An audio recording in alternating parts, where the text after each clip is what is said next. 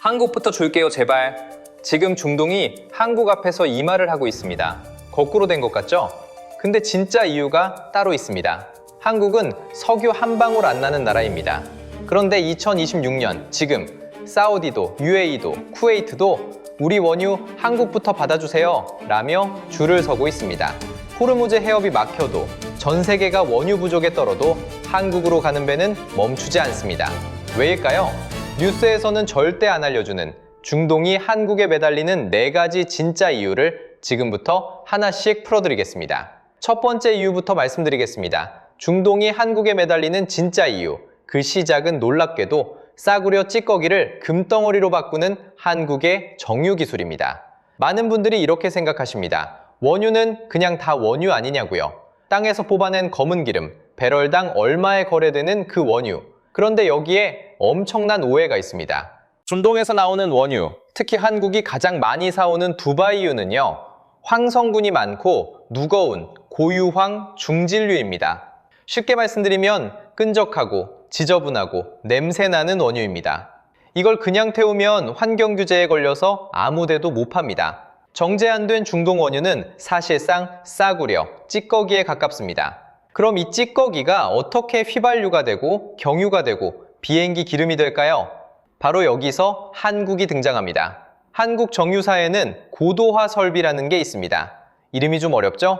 쉽게 비유하자면 염색 공장입니다. 누더기 같은 싸구려 원단을 명품 옷감으로 염색해서 뽑아내는 공장. 한국 정유사는 이 설비로 중동의 끈적한 중진류를 휘발유, 경유, 항공유, 나프타 같은 고부가 제품으로 바꿔냅니다. 문제는 이 기술의 격차가 상상 이상이라는 겁니다. 수치로 보여드리겠습니다. 2022년 기준 한국 정유사 고도화율입니다.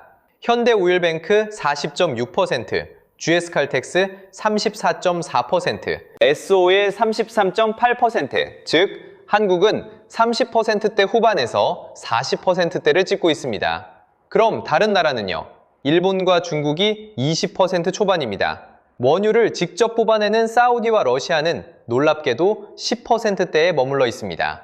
원유를 파는 나라가 원유를 정제하는 기술은 한국의 4분의 1 수준이라는 겁니다. 게다가 한국 공장은 규모부터가 세계 최상위입니다. SK에너지 울산 공장은 단일 공장 기준으로 하루 84만 배럴을 돌려서 세계 2위, GS칼텍스 여수 공장은 하루 80만 배럴로 세계 4위, 한국 전체 정제 능력이 하루 340만 배럴, 세계 5위권입니다.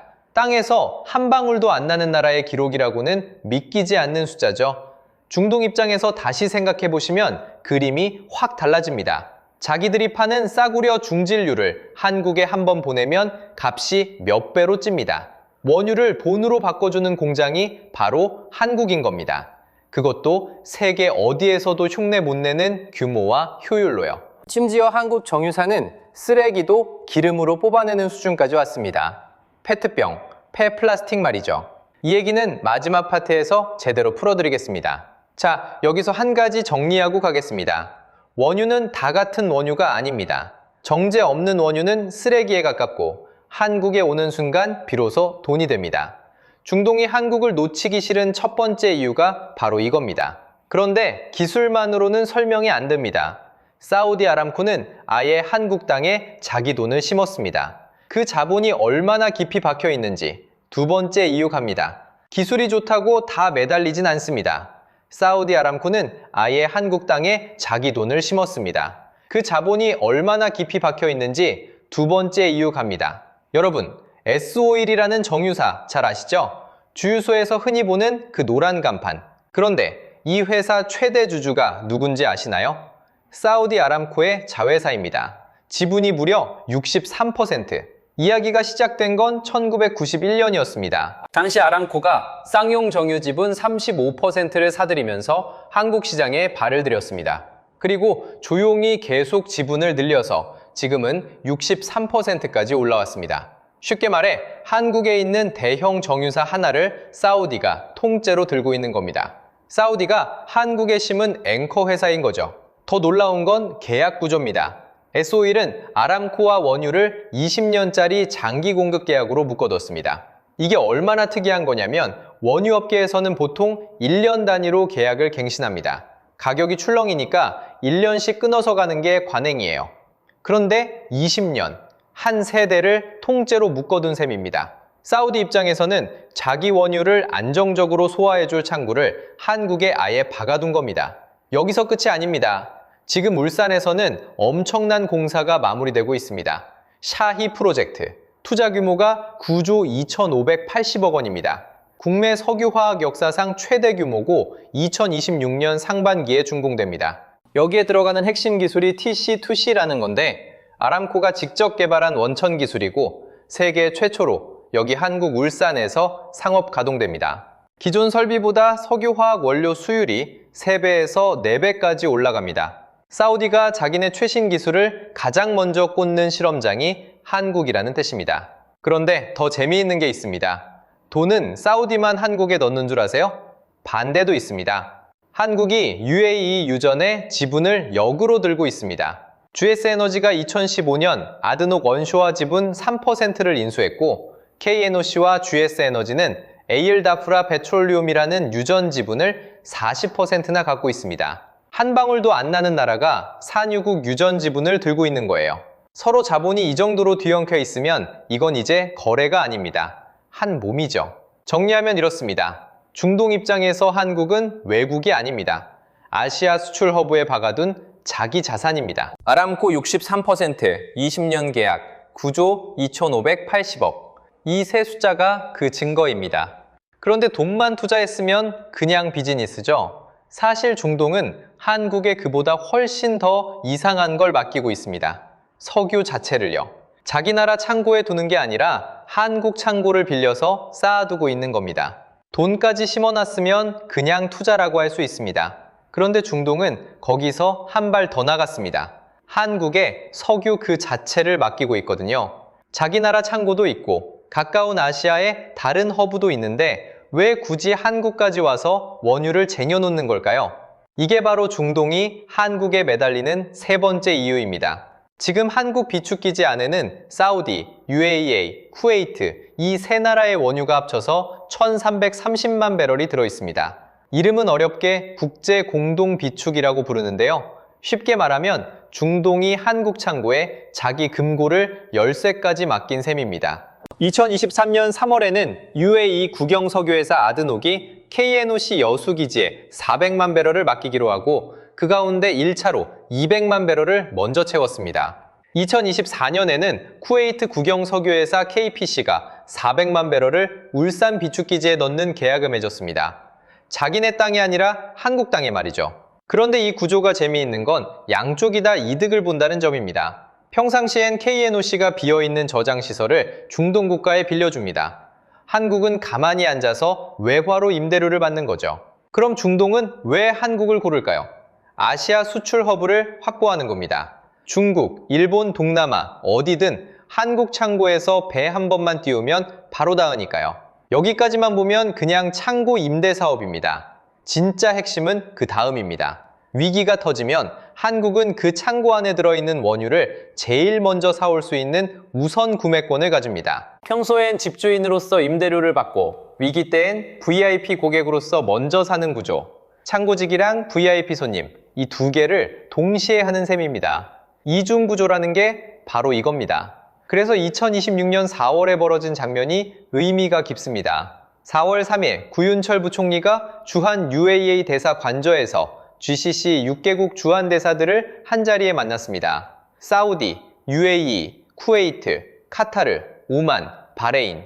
여기서 원유, 나프타, 요소 같은 핵심 자원을 계속 대달라고 요청했고요. GCC 대사단은 한국에 최우선 공급한다 라고 공식으로 답했습니다. 그냥 외교적 인사말이 아닙니다. 이미 한국 창고에 중동 원유가 들어있고 그 원유에 한국이 우선 구매권을 갖고 있으니까 말로만 약속한 게 아니라 구조로 약속된 겁니다. 생각해보면 신기한 장면입니다. 한국은 세계 4위 원유 수입국입니다. 2024년에만 10억 2,800만 배럴을 수입했고 그중 69.1%가 중동산이었습니다. 숫자만 보면 한국이 중동에 매달려야 정상입니다. 그런데 현실은 반대로 돌아갑니다. 중동이 먼저 한국 창고를 찾아와 금고를 맡기고 위기 때는 한국부터 드리겠다라고 말합니다. 이게 바로 1980년대부터 쌓아 올린 정제 기술과 샤이 같은 자본 투자 위에 국가가 설계한 에너지 안보 구조가 얹히면서 만들어진 오늘의 모습입니다. 그런데 이 구조가 정말 버티는지, 말로만 우선 공급인 건 아닌지 2026년 4월 지금 진짜 시험대에 올라 있습니다. 호르무즈 해협이 막혔거든요. 세계에서 바다로 나가는 원유의 20%가 지나가는 그 길목입니다. 그리고 한국이 수입하는 원유의 95%가 바로 이 호르무즈를 통과합니다. 의존도 69.1%에 통로 95%. 이론상 한국이 가장 먼저 흔들려야 할 나라입니다. 그런데 실제로는요, 한국행 배가 멈추지 않았습니다. 마지막 네 번째 이유가 지금 이 순간 한국이 어떻게 버티고 있는지를 보여줍니다. 기술, 자본, 창고까지. 여기까지만 해도 엄청난데 한 가지가 더 남았습니다. 바로 지금 이 순간 2026년 4월의 호르무즈 해협입니다. 한국이 수입하는 원유의 95%가 이 좁은 해협 하나를 지납니다. 뉴스만 보면 등골이 서늘해지는 수치입니다. 호르무즈가 막히면 한국은 끝 아니냐고 생각하실 수 있습니다. 그런데 실제 벌어진 일을 보면 이야기가 완전히 달라집니다. 2026년 4월 9일 사우디 동서송유관이 피격당했습니다. 하루 130만 배럴이 통째로 날아갔습니다. 사흘 뒤인 4월 12일 사우디는 하루 700만 배럴 수송 능력을 복구했다고 발표했습니다. 그리고 4월 20일 호르무즈 봉쇄 이후 처음으로 해협을 통과한 초대형 유조선 VLCC가 바로 한국 행배였습니다. UAE에서 원유 100만 배럴을 싣고 부산으로 오고 있죠. 같은 기간 대통령 특사단은 원유 2억 7,300만 배럴과 나프타 210만 톤을 확보해왔습니다. 4월 12일 산업부 장관은 공식 브리핑에서 이렇게 말했습니다. 비축유 방출 없이 4월과 5월을 견딜 수 있다. 이게 어떻게 가능했을까요? 답은 한국이 깔아둔 208일치 전략 비축유에 있습니다. IEA 국제에너지기구가 회원국에 권고하는 비축일 수는 90일입니다. 한국은 그 2배가 넘는 208일치를 쌓아뒀습니다. 일본이 254일로 가장 많고 그 다음이 한국, 미국은 125일, 중국은 78일, 인도는 25일에 불과합니다. 쉽게 말해 한국은 창고에 7개월치 쌀을 미리 쌓아둔 집입니다. 옆집이 문을 잠가도 이 집은 7달을 그냥 버팁니다. 1980에서 90년대부터 3세대에 걸쳐 쌓아올린 비상금이 바로 지금 이 순간 작동하고 있는 겁니다. 그런데 한국은 여기서 멈추지 않았습니다. 창고에 쌓은 것도 모자라 쓰레기까지 밥으로 바꾸는 집이 되기로 했거든요. 2024년 7월 한국 정부는 세계적으로도 앞선 결정을 내립니다. 폐플라스틱 열 분해율을 석유화학 공정 원료로 공식 허용한 겁니다. 쉽게 말해 버려진 페트병과 비닐을 녹여서 다시 원유처럼 쓸 수 있게 제도를 바꾼 거죠. SK지오센트릭은 울산에 ARC라는 이름의 플라스틱 재활용 단지를 짓고 있습니다. 2025년 말 완공, 2026년 상업운전, 연간 처리량 32만 톤. 정부 목표는 2030년까지 폐플라스틱 열분해 비중을 10%까지 끌어올리는 겁니다. 이게 바로 여러분 생활과 직접 연결되는 지점입니다. 여러분이 오늘 저녁에 생수 한 병을 다 드시고 라벨을 떼고 안을 한번 헹궈서 투명 페트병 수거함에 넣어주시면 그 한 병이 울산 ARC에 모입니다. 거기서 열 분해유로 바뀌고 한국 석유화학 공장의 원료로 들어가고 다시 플라스틱과 섬유와 포장재가 되어 2024년 기준 479억 달러, 우리나라 총 수출의 약 7%를 담당하는 석유 제품 수출품으로 나갑니다. 반대로 라벨도 안 떼고 안에 뭐가 든 채로 버리면 그 한 병은 원료가 못 됩니다. 그냥 쓰레기로 끝납니다. 페트병 한 장이 국가 경쟁력이라는 말이 괜한 말이 아닙니다. 그래서 중동이 한국을 보는 시선이 이렇습니다. 공급이 끊겨도 208일을 버티고 쓰레기까지 원료로 바꿔 쓰는 전 세계에서 사실상 유일한 대형 수입국. 한국 정유사는 글로벌 석유 제품 수급의 완충 역할을 하는 스윙 프로듀서입니다. 잃고 싶지 않은 파트너라는 뜻이죠. 중동이 한국에 매달리는 네 번째 이유가 바로 여기 있습니다. 자, 이제 정리해드리겠습니다. 중동이 한국에 먼저 드릴게요 라고 줄을 서는 진짜 이유 4가지.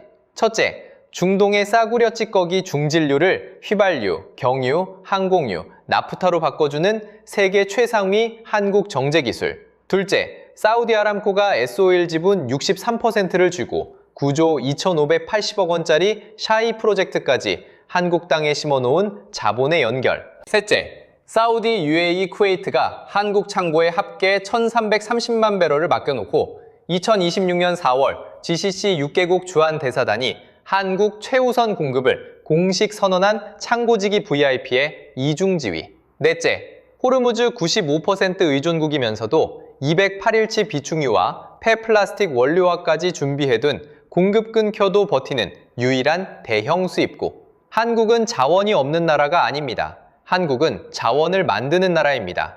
중동이 매달리는 건 동정이 아닙니다. 철저한 계산입니다. 1980에서 90년대 고도화 설비에 수조 원을 밀어넣은 그 세대의 결정이 오늘 호르무즈가 흔들려도 우리 주유소 기름값을 붙잡고 있는 겁니다. 그리고 오늘부터 딱 하나만 기억해 주세요. 페트병 라벨 떼고 안을 한번 헹구고 투명 페트병 수거함에 따로 넣기. 이 작은 행동 하나가 울산 공장의 원료가 되고 부가 수출의 일부가 됩니다. 다음 편에서는 한국 정유사가 글로벌 석유 시장의 완충 역할을 하는 스윙 프로듀서 편을 더 깊이 다룹니다. 메인 경제 채널 구독과 알림 설정 눌러주시면 놓치지 않고 보실 수 있습니다. 오늘 영상이 도움되셨다면 좋아요 한 번만 부탁드립니다. 감사합니다.